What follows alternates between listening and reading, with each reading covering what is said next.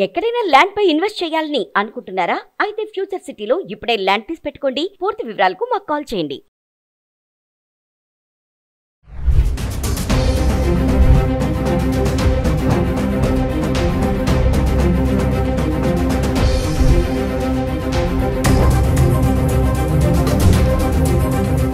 Hello viewers, welcome back to our channel. ప్రస్తుతం మనతో పాటు ఉన్నారు ఎంఎన్సీ ఎగ్జిక్యూటివ్ 25 ఇయర్స్ నుంచి అమెరికాలో ఉంటున్నటువంటి వీరభద్ర సార్ గారు. సార్తో మాట్లాడదాం ప్రెసెంట్ అమెరికాలో సిచ్యువేషన్ ఎలా ఉంది అనేది. ఈరోజు చూసుకుంటే మరి 8 లక్షల మందిని ట్రంప్ గెట్అవుట్ అంటున్నాడు. చాలా మందిని రిటర్న్ పంపించేస్తున్నారు, మిలిటరీ ఎయిర్ క్రాఫ్ట్ బుక్ చేసి కూడా. మరి ఒక్కసారి సార్తో మాట్లాడదాం. మరి అక్కడ ఉన్నారు కాబట్టి అక్కడ ప్రెసెంట్ సిచ్యువేషన్ ఏంటి, మన వాళ్ళు ఎలాంటి ఇబ్బందులు పడుతున్నారు అనే దానిపైన. నమస్తే సార్. నమస్తే అమ్మా. సార్, మరి ట్రంప్ ఎఫెక్ట్, ఇప్పుడు మీరు అక్కడ ఉంటున్నారు కాబట్టి మీరు చూస్తూ ఉంటారు. ఇక్కడ చాలా న్యూస్ అయితే మేము ఫాలో అవుతున్నాం, చూస్తున్నాం కూడా. ట్రంప్ ఎప్పుడైతే బాధ్యతలు చేపట్టారో అప్పటి నుంచి చూసుకుంటే చాలా మందిని ఇల్లీగల్ ఎవరైతే ఉంటున్నారో H1B visa, F1 visa, student వీసాతో వెళ్ళిన వాళ్ళని కానీ వాళ్ళందరూ తిరిగి పంపించేస్తున్నారు. ఈ రోజు న్యూస్ చూసుకుంటే 8 లక్షల మందిని గెట్అవుట్ అంటున్నారు నిర్దాక్షిణంగా. దీన్ని ఎలా చూడొచ్చు అంటారు? మరి మీరు అక్కడ ఉంటున్నారు కాబట్టి ఒకసారి మాకు అక్కడ ఉన్నటువంటి వాస్తవాలు ఏంటి అనేది. కరెక్టే. అంటే అది 8 లక్షలు అనే నంబర్ ఎవరు పెట్టారో నాకు తెలియదు. అది 80 అవ్వచ్చు, 8 అవ్వచ్చు. కానీ ముఖ్యంగా ఏంటంటే ఎవరెవరైతే వాళ్ళ వీసా స్టేటస్ని దాటి, అది F1 అవ్వండి, H1 అవనండి, కంప్లీట్గా అసలు ఏ కాగితం లేకుండా ఫెన్స్ దాటి వచ్చిన వాళ్ళు అవనివ్వండి, ఎవరెవరైతే వాళ్ళ పీరియడ్ ఆఫ్ పర్మిటెడ్ పీరియడ్ ఏదైతే ఉందో దాన్ని దాటి ఉన్నప్పుడు they will go out of status అంటాం. Out of status means illegal. So చాలామందికి అనుమానాలు ఉంటాయి. ఏంటంటే నేను B1 B2 మీద వచ్చాను, ఆమె legal entrant in to the country. You came legally. ఆ లీగల్గా వచ్చినప్పుడు పోర్ట్ ఆఫ్ ఎంట్రీలో మీకు ఒక స్టాంప్ వేస్తాడు. ఆ స్టాంప్ 10 ఇయర్స్కా, 5 ఇయర్స్కా, 6 ఇయర్స్కా, 2 ఇయర్స్కా, what ever that may be. ఆ డేట్ని దాటి ఒక్కరోజు అమెరికాలో ఉన్న you become an illegal immigrant. అది F1 అవ్వచ్చు, H1 అవ్వచ్చు, B1 అవ్వచ్చు. రాయల్గా వచ్చిన వాడు కూడా ఆ టైం దాటితే ఇల్లీగల్ అవుతాడు. కానీ అందరు ఇల్లీగల్ ఎవరెక్కడున్నారని ఎవరికి తెలియదు.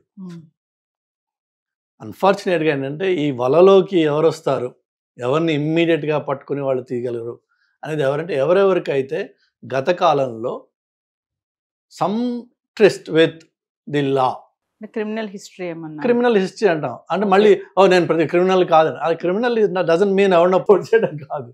ఏంటంటే ఒక యాక్సిడెంట్ అయింది, లేకపోతే ఒక DW అయ్యింది, anything for that matter, you had an interaction with the law enforcement తోటి ఇంటరాక్షన్ అయితే ఆటోమేటిక్గా వాడు ఒక రికార్డ్ క్రియేట్ చేస్తాడు.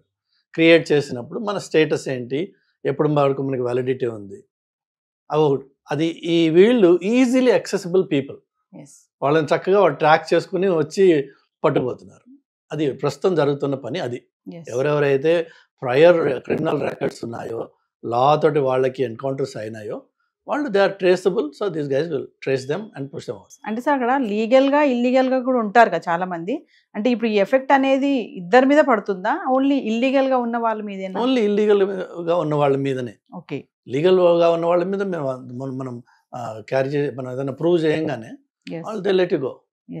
ఇల్లీగల్గా ఉన్నవాడి దగ్గర ఎలాంటి ఆధారాలు ఉండవు, వాళ్ళ దగ్గర కాగితాలు ఉండవు, ఏది ఉండదు. కాబట్టి they have to be remove. అంటే పేపర్ డాక్యుమెంట్స్ కరెక్ట్గా లేకపోతే పంపించేస్తున్నామని చెప్పారు కదా సార్. అంటే ఏమేమి ఉండాలి కరెక్ట్గా? అంటే పేపర్ డాక్యుమెంట్స్ అంటే ఇప్పుడు పోర్ట్ ఆఫ్ ఎంట్రీలో మీరు ఎప్పుడైతే అమెరికాకి ఎంటర్ అవుతారో వచ్చినప్పుడు I-94 అని చెప్పేసి ఒక కార్డ్ ఇస్తాడు. మీ డేట్ ఆఫ్ ఎంట్రీ, మీ విజిట్ ఎన్ని రోజులు అక్కడ వ్యాలిడ్. స్టూడెంట్స్ అయితే 2 ఇయర్స్, 2 ఇయర్స్ తర్వాత వాళ్ళకి OPT 36 months. అగైన్ అందరికీ 36 కాదు, కొంతమంది 12 months ఉంటుంది. సో OPT పీరియడ్ డ్యూరేషన్ ఉంది. OPT తర్వాత they have to get an H1. H1కి మళ్ళీ again it is employer sponsored H1 visa అది. సో ఎంప్లాయర్ స్పాన్సర్ ఎప్పుడైతే అయిపోతుందో you automatically go out of status. So లీగల్గా ఉన్న వాళ్ళకి కావాల్సిందల్లా ఏంటంటే ఆ డ్యూరేషన్లో యు ఆర్ లీగల్ దే. అలా ఉన్న వాళ్ళని వాళ్ళు డిస్టర్బ్ చేయరు. ఈవెన్ ఒకవేళ 10 మందితో పాటు వీళ్ళొక ఇద్దరు తగిలిన వాళ్ళకి మీరు ఇమ్మీడియట్గా వాళ్ళకి ప్రూఫ్, డాక్యుమెంటెడ్ ప్రూఫ్ చూపిస్తే వదిలేస్తారు అక్కడ. అంటే F1 స్టూడెంట్ వీసా ఎవరైతే వస్తున్నారో మరి వాళ్ళు క్యాంపస్ లోపలే జాబ్స్ చేసుకోవాలి, పార్ట్ టైమ్గా చేయకూడదని కొత్తగా రూల్ ఒకటి తీసుకొచ్చారు. మరి ఎలా సార్ అదేంటి? అది కొత్త రూల్ అని ఎందుకు అంటున్నారు మీరు? అది ఎప్పుడైనా సరే రూలే అది. మీకు ప్రాబ్లం ఏమొచ్చిందంటే దొంగవాడు దొంగతనం చేస్తూ 4 ఏళ్ళ నుంచి 3 ఏళ్ళ నుంచి 5 ఏళ్ళ నుంచి 10 ఏళ్ళ నుంచి మేము దొంగతనం చేస్తున్నామండి, ఉన్నట్టుండి ఇప్పుడు మీరు వచ్చి ఎందుకు పట్టుకుంటున్నారు, నాకు ఒక హక్కు ఉంది దొంగతనం చేయాల్సిన హక్కు. అది తప్పు కదా. So it was always the same case. F1 మీద వచ్చింది, you are here on a student purpose, student visa. నువ్వు ఏ పర్పస్ మీద వచ్చావో ఆ పర్పస్ మీద నువ్వు ఉండాలి అక్కడ. దాన్ని స్ట్రిక్ట్గా ఎవరు ఎన్ఫోర్స్ చేయలేదు కాబట్టి మనము we're bend the law. And Indians of course మనం we're experts at bending law or breaking law. So we got away. తప్ప అది హక్కు కాదు. సో ఇల్లీగల్ ఇమిగ్రెంట్స్ అంటే కేటగిరీ ఎవరెవరు వస్తారు సార్ అందులోకి? అసలు మామూలుగా చూసుకుని ఇల్లీగల్ ఇమిగ్రెంట్స్ అంటే ఇప్పుడు చాలా మంది ఉన్నారు, ఉద్యోగాలు చేయడానికి వెళ్తారు, చదువుకోవడానికి కోసం వెళ్ళిన వాళ్ళు ఉంటారు, ఇంకా మనం అనుకున్నట్టుగా అక్కడ పిల్లల్ని కనేసి బస్ సిటిజన్షిప్ రావడం కోసం వెళ్ళేటాలు ఉంటారు. ఇల్లీగల్ ఇమిగ్రెంట్స్ అంటే ఎవరు ఏ కేటగిరీలోకి వస్తారు సార్? ఎవరైనా సరే మీరు ఒక వీసా తోటి కంట్రీలో ఎంటర్ అయ్యారు, ఇట్ డజంట్ ఇవన్నీ ఈ ఆల్ఫాబెట్స్ వదిలేసేయండి, LFH ఇవన్నీ. మీరు ఒక కంట్రీ, ఇది భారతదేశం మీ సొంత కంట్రీని వదిలి అమెరికాకు వచ్చారు. వచ్చినప్పుడు మీకు ఒక వీసా అనేది ఇక్కడ కాన్సులేట్లో ఇచ్చేదేమో only it's a permit to travel చేసి అక్కడికి ఎంటర్ అయినప్పుడు CBP అంటారు వాళ్ళు, బోర్డర్ కంట్రోల్ వాళ్ళు. అక్కడ ఒక ఆఫీసర్ మీకు I-94 స్టాంప్ చేస్తాడు. ఎంత డ్యూరేషన్ I-94 ఉందో అన్ని రోజులు you are legally in America. దాని నుంచి దాటి even 1 hour pass that your illegal. Plain and simple. అందులో మళ్ళీ వాడు గోడ దూకి వచ్చాడు కాబట్టి వాడు ఇల్లీగల్, నేను ఫ్లైట్లో వచ్చాను కాబట్టి నేను లీగల్ లేదు. అది మీ డ్యూరేషన్ టైంలోనే మీకు ఎప్పటివరకు ఆ వ్యాలిడిటీ ఉందో అప్పటివరకు మీరు లీగల్ ఇమిగ్రెంట్. ఎప్పుడైతే అది స్టేటస్ అది పోతుందో, స్టేటస్ పోయింది అంటే అదే అనమాట, ఆ డేట్ ఎక్స్పైర్ అయిపోయింది అంటే యువర్ ఇల్లీగల్. ట్రంప్ సార్ ఈ ఇల్లీగల్ ఇమిగ్రెంట్స్ ని అంటే ఎప్పటి నుంచో ఫస్ట్ నుంచి చూసుకున్నా కూడా ముందు సైన్ చేసింది దీనిపైనే, అప్పటి నుంచి ఎన్నికైనప్పటి నుంచి కూడా అంటున్నారు కదా, ఫస్ట్ నాది ఏంటంటే ఇల్లీగల్ ఇమిగ్రెంట్స్ పైనే మేము జూలుని చూపిస్తాను అంటున్నారు. ఎందుకు అంటారు? రీజన్ ఏంటంటారు దీని వెనుక ఉన్నటువంటిది? మల్టిపుల్ రీజన్స్ ఉన్నాయి దానికి. పొలిటికల్ రీజన్ ఏంటంటే some of the deep red states అంటాం అక్కడ కొన్ని, అక్కడ there is an aversion towards immigrants. అది కూడా పర్టికులర్లీ మళ్ళీ అగైన్ కొన్ని కమ్యూనిటీస్ నుంచి వచ్చే వాళ్ళ మీద వాళ్ళకి ఎక్కువ కక్ష ఉంది. ఏంటంటే వాళ్ళు వచ్చేసి మా జాబ్స్ తీసేసుకుంటున్నారు అని ఒక సెంటిమెంట్. అది actually that's not true also. వాళ్ళు వచ్చి పడే కష్టాన్ని అమెరికాలో పుట్టిన ఏ ఒక్కడు కూడా ఆ లెవెల్లో అందులో 50% కూడా కష్టపడరు. అక్కడ ఉన్న వాళ్ళు లోకల్ అమెరికన్స్ ఎవరెవరైతే ఈ ఇమిగ్రెంట్స్ వచ్చి మా జాబ్స్ దొంగిలిస్తున్నారని అనుకుంటున్నారో వాళ్ళు చేసే పని వీళ్ళు ఎవ్వరు కూడా చేయరు. ఒకవేళ మొదలుపెట్టిన within 1 day they are walking out of it. So కానీ ఒక పబ్లిక్ సెంటిమెంట్ బిల్డప్ అయిపోయింది, దానికి మీకు తలాతోక ఉండదు. ఎందుకు అలా అంటున్నావు అంటే అంతే, that's all. We know they are illegal and illegal అని పెట్టగానే దానికి కొంచెం మసాలా యాడ్ చేస్తారు. They are criminals, they are bringing drugs, ఇట్లా దానికి ఎక్స్ట్రా మసాలా యాడ్ అవుతుంది. కొంత అందులో నిజం ఉండొచ్చు, maybe like 1 or 2% of them my do it. కానీ మొత్తం ఆ కమ్యూనిటీకి మనం ఆపాదించేస్తాం. దాంతో ఇల్లీగల్ ఇమిగ్రెంట్ అనేది ఒక భూతంలాగా అయిపోయింది అనమాట. ఆ భూతాన్ని నేను కంట్రోల్ చేస్తానని చెప్పి ఈయన అన్నాడు. చేస్తానని అన్నాడు కరెక్టే, కానీ ప్రాక్టికల్గా అది literally it's an impossible task అనమాట. Impossible task. కానీ ఎవరెవరైతే ఈ వలలో ఆల్రెడీ లీగల్ లా ఎన్ఫోర్స్మెంట్ వలలో పడి ఉన్నారో వాళ్ళు సబ్సిక్వెంట్గా ప్రొసీడింగ్స్ అని చెప్పి కోర్ట్ అని, స్టే అని, ఆర్డర్ ఆఫ్ రిమూవల్ అని రకరకాలు ఉన్నాయి.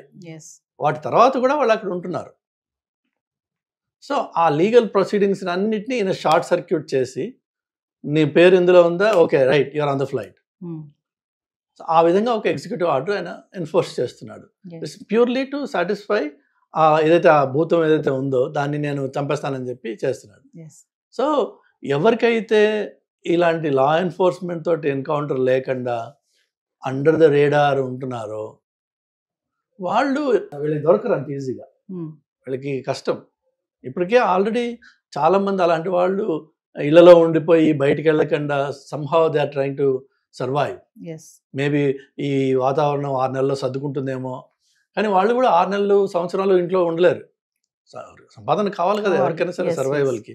So somehow they have to come out. Trump ఒక స్లోగన్ చెప్తా ఉంటాడు కదా sir, make make America great again అనేసి. అంటే ఇదంతా స్లోగన్ ఎప్పుడు ఉంటూనే ఉంటారు కదా. అంటే అమెరికా ఎప్పుడు కూడా గ్రేట్, అంటే వాళ్ళ కోసం ట్రంప్ ఏం చేయడానికైనా రెడీ అంటారా? వాళ్ళ కోసం వాళ్ళ కోసం అంటూ ఒక మాట లేదు అక్కడ. అది అండర్ టోన్స్ ఉంటాయి డిఫరెంట్, ఒక్కొక్క స్టేట్మెంట్కి అండర్ టోన్స్ ఉంటాయి.